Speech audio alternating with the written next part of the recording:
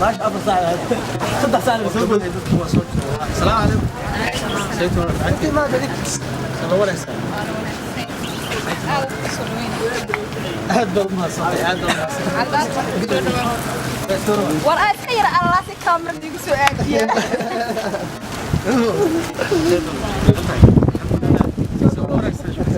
وانا هذا ما ستي هذا ما ستي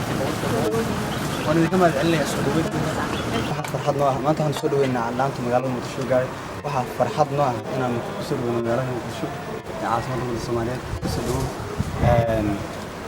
saacadii simana ayadana garabkeeda taagan oo balqalta soo dhaweynteeda ana waxaan dhalinyarada yar qaado magaalada Muqdisho garanaysaa marka aad aan ku soo dhaweeyno walaalka ku soo dhaweeyno magaalada Muqdisho wandhawahay waxyaabaha Muqdisho imaatay Muqdisho maadaama soo gartay marka kugu horeysa deerta dhamaan oo bixinta binaanis aad baan idinku mahadcelinayaa dhammaantiin waxaa fanka iyo dhammaan bahda saxaafadda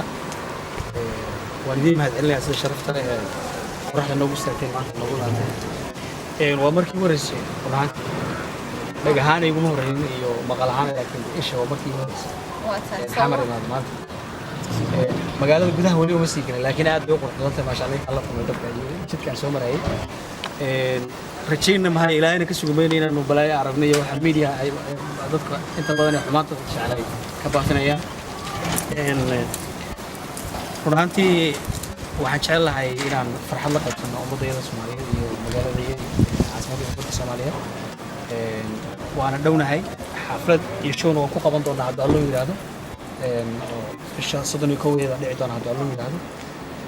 iyo xaflado kale oo isku soo waxaan jeclahay inaan soo marro gobolada dalka sida Ismaaciil iyo insha Allah inaan kana jeclahay waxaan isku soo noqon doonaa waraysi dambe idin siin doonaa markaan magaalada intaan soo dhex maro aan soo wada aqoon dadkii waan siin doonaa waraysi kale aad baad u mahadsantihiin. Wadiimaad idin mahadcelinayaa.